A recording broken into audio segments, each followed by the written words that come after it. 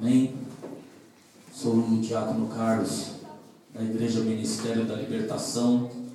Fico ali no Jardim Japão. Trago um abraço a todos da minha pastora, pastora Helena, que permite que a gente faça essas caminhadas. Eu e o Miller, nós temos um amigo em comum, que é o Carlos Eduardo, Paulo Roberto, e nós fizemos um pacto entre nós, que um estaria ajudando o outro, custe o que custar, porque isso é servir a Deus.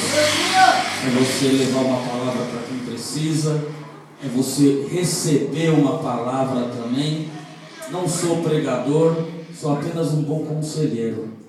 Quem quiser ouvir um bom conselho hoje para derrubar a muralha, eis-me aqui para te ajudar, em nome de Jesus. Abra sua Bíblia aí, lá no tema, Josué capítulo 6, em nome de Jesus, no versículo 2, não é isso? Josué capítulo 6, versículo 2. Eu já sairia daqui satisfeito com o que o evangelista falou, o presbítero e todos os cooperadores que falaram aqui. São palavras de Deus para alimentar a nossa alma e enriquecer a nossa fé. Mas tudo isso, se você não assimilar e não guardar no seu coração, são palavras vãs. São palavras vãs. É necessário praticá-las para que as muralhas possam cair. Todos já acharam? A palavra de Deus diz assim: então diz o Senhor a Josué: olha, tenho dado na tua mão a Jericó e ao seu rei e aos seus valentes e valorosos. Pode sentar. Senhor, nosso Deus e nosso Pai, obrigado, Senhor, pela oportunidade de estar aqui. E eu recebo a oração do teu servo. Usa a minha vida conforme a tua vontade e conforme o teu querer. Aleluia. A palavra de Deus diz que, como o evangelista já falou aqui, Moisés já estava morto, já havia ido, partido. Deus então precisa levantar um sucessor que desse caminhada, a jornada de uma promessa que foi dada ao povo de Israel. Deus às vezes precisa levantar alguém para despertar você e a mim, porque o povo já tinha uma promessa, já foi dada uma vitória para o povo lá atrás, mas o povo às vezes precisa de alguém para guiar eles na direção certa. E assim que eles atravessam o Jordão, o primeiro desafio que esse povo vai enfrentar é derrubar as muralhas de Jericó, uma cidade totalmente fortificada, uma das melhores fortalezas que o mundo já conheceu, uma das cidades mais antigas que se ouve falar pelos historiadores. Uma das primeiras cidades construídas era Jericó. Os historiadores dizem que há pelo menos 17 vezes essa cidade foi erguida. Então há algo de importante dentro dessa cidade. Mas o que as pessoas esquecem é que há uma maldição que Josué lançou sobre ela. Os muros dela não se prevaleceriam mais. Aleluia. E o que é interessante é que quem estava dentro da cidade eram os filhos de Israel. Estavam exilados lá dentro. Por que estavam exilados lá dentro? Porque estavam em pecado. Porque eram os povos cananeus que estavam lá dentro. E Deus trancou a cidade.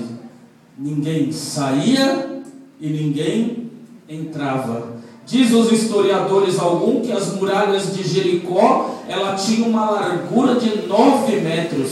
Outros dizem que ela tinha uma largura de 6 metros. Outros dizem que ela tinha duas muralhas, uma de 2 metros e uma de 6 metros, com uma divisão entre si. É certo de que ela era muito larga, porque tinha até casas em cima dessa cidade, com portas fortes, aonde ninguém conseguia entrar.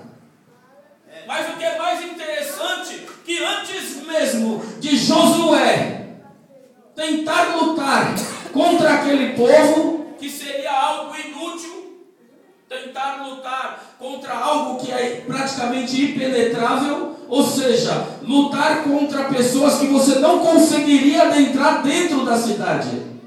Mas Deus já havia dado a cidade a Josué. Aleluia. E para você entender essa vitória, abra sua Bíblia aí lá em Gênesis capítulo 15, versículo 5. Gênesis capítulo 15, versículo 5. Deus, Ele já tem uma vitória estabelecida para você. Aleluia! Deus já te prometeu, desde lá da época de Abraão, uma vitória estabelecida para o seu povo. E nada pode impedir o agir de Deus. Quando Ele faz uma promessa para mim e para você, Ele vai até a última instância para cumprir. Porque a palavra de Deus diz que Deus é fiel. Ainda que a gente seja infiel, ainda que a gente seja falho, Deus, Ele permanece fiel às suas promessas e à sua palavra. E existiu uma promessa de Deus de dar a terra prometida ao povo dele, ao povo de Judá. E Deus vai cumprir a sua promessa, não importe o que vá custar. Aleluia. Todos já acharam?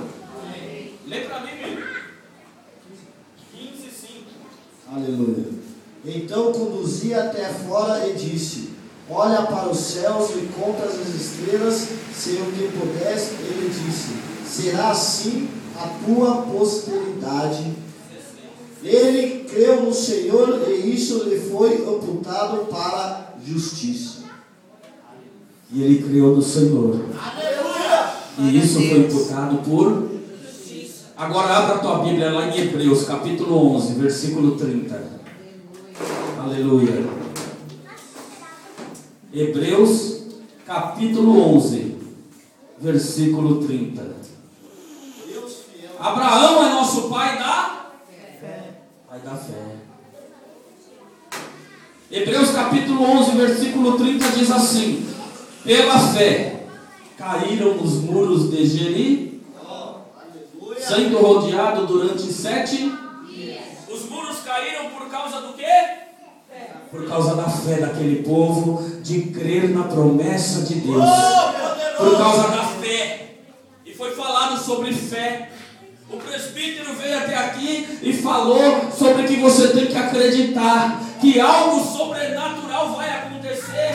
E a fé de Deus, ela não segue regras humanas, ela não obedece padrões e estatísticas humanas. Ela é algo sobrenatural pela qual ninguém sabe quando vai acontecer e como vai acontecer. A diferença de quem acredita é porque ele tem certeza de que Deus vai fazer algo.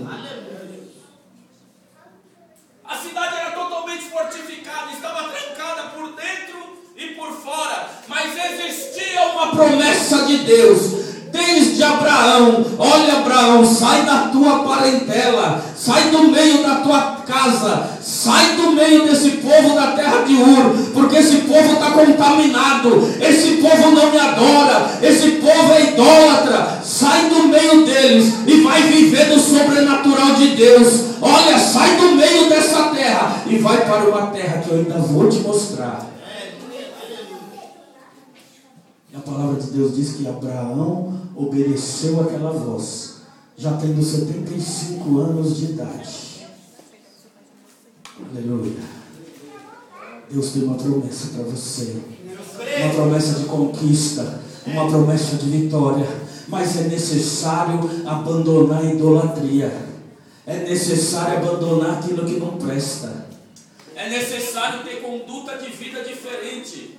Se Abraão tivesse permanecido no meio da parentela dele, não teria como ele adorar a um Deus vivo e todo-poderoso, pela qual ele ouviu apenas uma voz. Porque ele ia começar a acreditar que eram aquelas imagens, aquelas esculturas. Então Deus quer mostrar algo a Abraão. Deus nesta campanha quer mostrar algo a você. Porque as muralhas só vão cair se você tiver fé. Essa barreira que está impedindo de você prosperar na vida só vai cair se você tiver fé. E isso não depende de padrões humanos, depende de você confiar no Deus vivo, todo-poderoso de Israel. Não adianta você falar que acredita, mas chega lá fora você teme. Não adianta você aqui dentro da igreja, você pular, você saltar, você dar pirueta, mas chega lá fora você não tem conduta de cristão. Não adianta você vir aqui dentro da rajada de glória, mas chega lá fora você fala palavrão. Você não tem uma postura de um servo e de uma serva de Deus. Isso não vai mudar nada na tua vida, porque Deus quer uma postura minha e sua para que as muralhas possam cair. E elas não vão cair pela tua força, elas vão cair pelo poder de Deus, que vai estar contigo de dia e de noite, te guardando e te protegendo. Aleluia a Deus! Aleluia! Moisés estava morto, era servo fiel ao ponto de ser chamado de amigo. E a palavra de Deus diz que vem Deus no capítulo 1 de Josué, como já foi dito aqui, e fala: olha, Josué, meu servo Moisés é morto, tu és servo de Moisés. Ele chama Josué de servo de Moisés e não de servo de Deus. Mas Moisés era servo de Deus. E se Moisés era servo de Deus e Josué era servo de Moisés, automaticamente Josué também era servo de Deus. Porque a palavra de Deus, ela diz que Jesus é o nosso espelho. Paulo dizia: não vivo eu mais, mas Cristo vive em mim. Olha, se você quiser se espelhar, se espelhe em mim. Porque eu já estou começando a ficar com a aparência de Jesus Cristo. Eu estou começando a ficar com a feitura de Jesus Cristo. Paulo chega a um ponto de ter coragem suficiente para falar para mim e para você: se você quer se espelhar em alguém, se espelhe em mim. Será que nós estamos tendo também essa ousadia e essa coragem de quando alguém olha para nós na rua, será que ele está enxergando Jesus Cristo através das nossas vidas? Porque não é pelo muito falar que você vai ganhar alguém, mas é pelo teu comportamento que você tem no meio da tua parentela. É se mostrando sendo diferente. Porque quem opera milagre é Deus. Aleluia! Quem faz as coisas acontecer ainda é Deus. Eu e você não temos poder para fazer nada.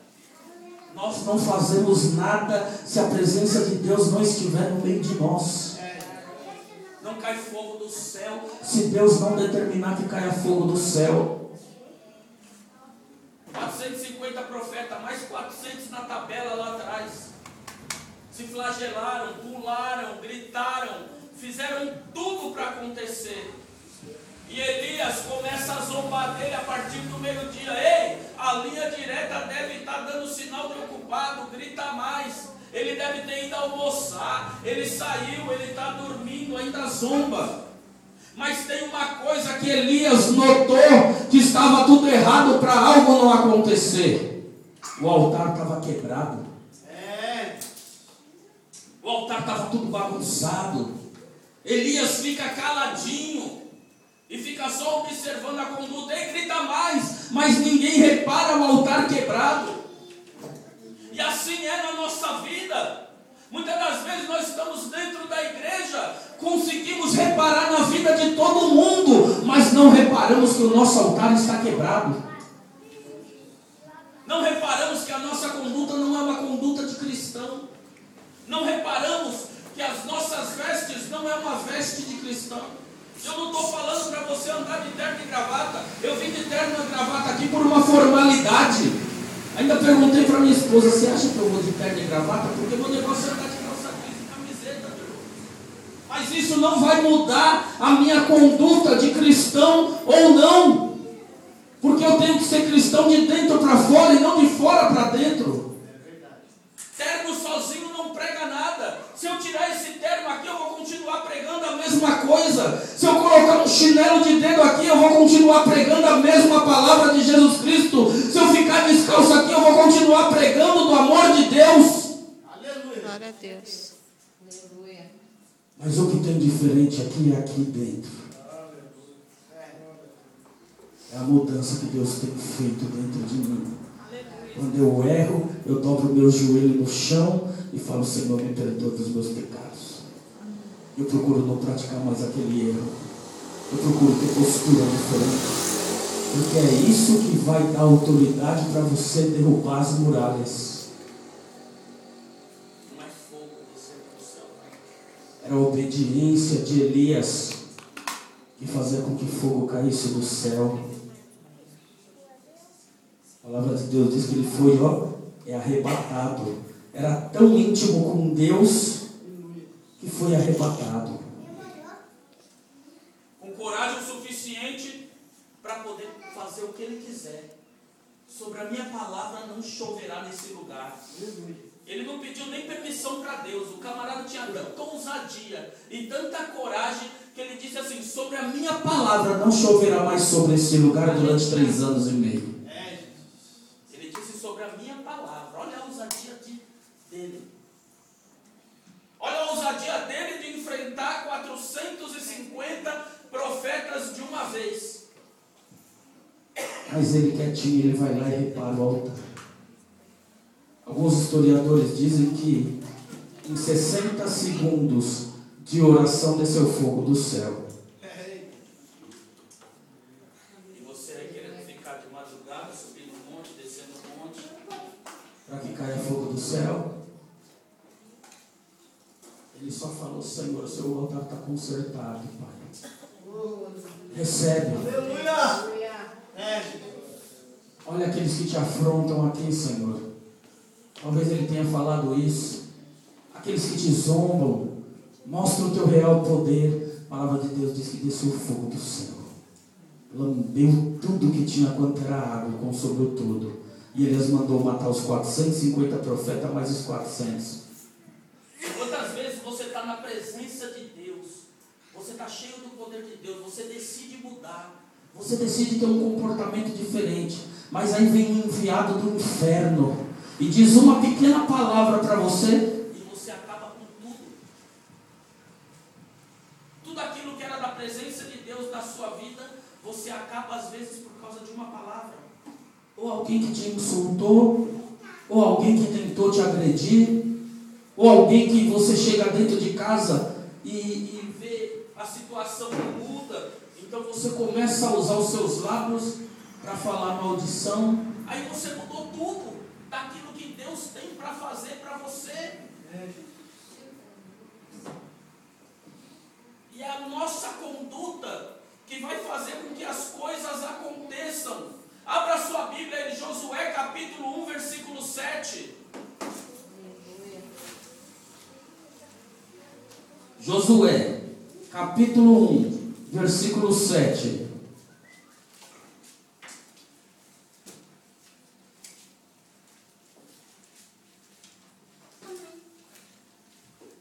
Deus fiel.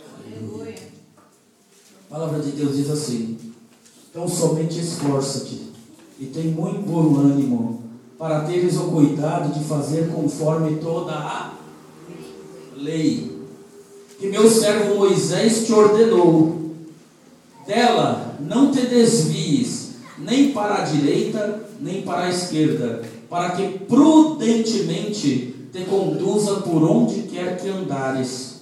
Não se aparte da tua boca o livro desta lei, antes medita nele dia e noite, para que tenha cuidado de fazer conforme tudo quanto nele está escrito, porque então fará prosperar o teu caminho, e então prudentemente te conduzirá. Aleluia! Aleluia. Oh, glória a Deus. Agora abra sua Bíblia aí lá em Salmo capítulo 1. Salmo 1. E depois do Salmo 1 eu vou pedir para você parar de abrir a Bíblia.